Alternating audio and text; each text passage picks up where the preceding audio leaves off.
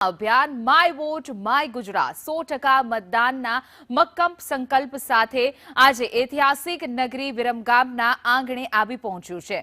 મુનસર તળાવના કાંઠેથી જનતાના અવાજને વાચા આપવા અને સત્તાના અસલી સમીકરણો પારખવા સંદેશ ન્યૂઝની ટીમ હવે વિરમગામના રણ મેદાનમાં ઉતરી છે।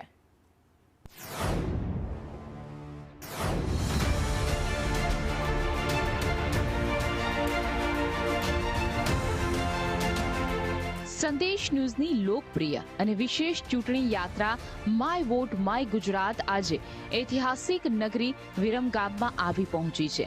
જનતાના પ્રશ્નો, નેતાઓના દાવા અને મતદારોના મિજાજને જાણવા માટે અમારી ટીમ સીધી મેદાનમાં ઉતરી છે। ઐતિહાસિક નગરી અને ઝાલાવાડના પ્રવેશદ્વાર ગણાતા વિરમગામમાં અત્યારે રાજકીય માહોલ ગરમાયો છે। વિરમગામ નગરપાલિકાની ચૂંટણીનો શંખનાદ વાગી ચૂક્યો છે। વર્ષોથી ભાજપનું શાસન ધરાવતી આ પાલિકામાં આ વખતે સ્થિતિ રસાકસી ભરી છે।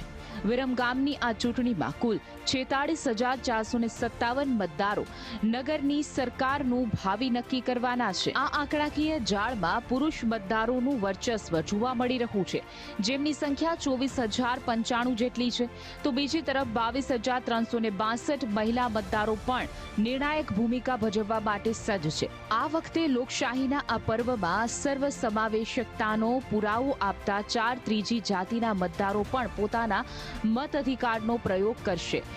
પુરુષ અને સ્ત્રી મતદારો વચ્ચેનો આ જંગ જ દર્શાવે છે કે વિરમગામમાં લડાઈ કેટલી રસાકસી ભરી રહેવાની છે। વિરમગામના 9 વોર્ડના મતદારોની વિગતવાર સંખ્યા પર નજર કરીએ તો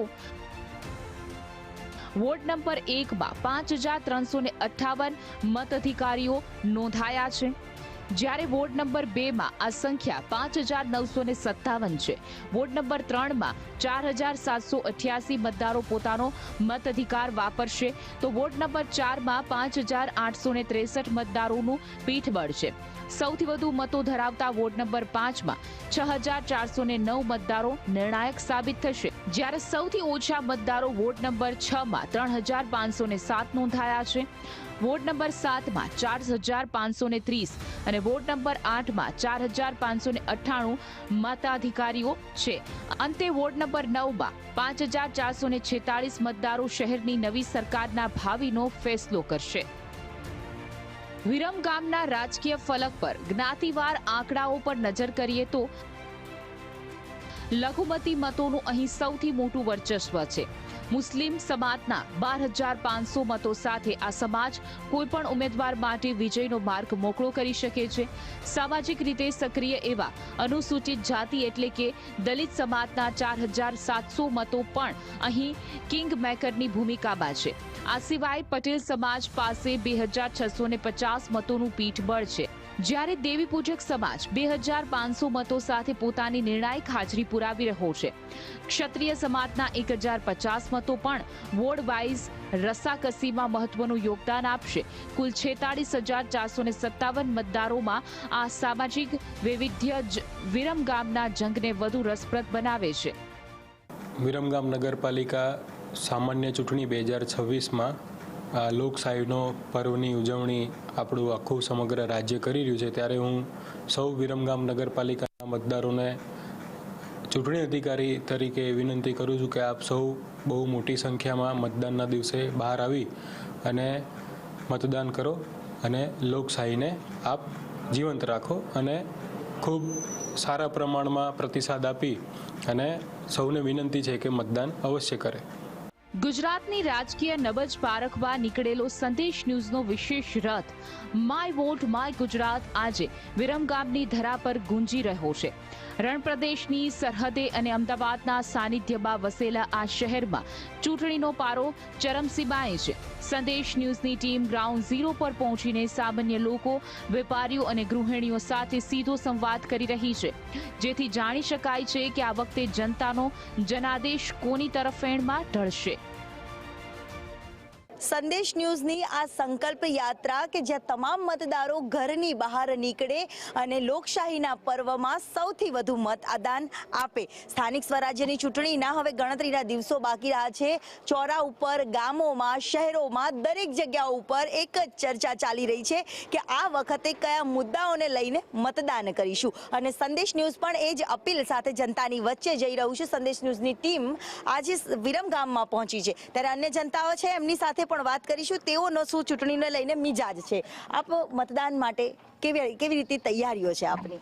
મતદાન તો ચોક્કસ કરશું, કેમ કે અમારે ગટરનો, પાણીનું બધી પ્રોબ્લેમો છે. એના સોલ્યુશન માટે અમે સારા ઉમેદવારને વોટિંગ કરશું. જરૂર. આપનો કિંમતી વોટ છે.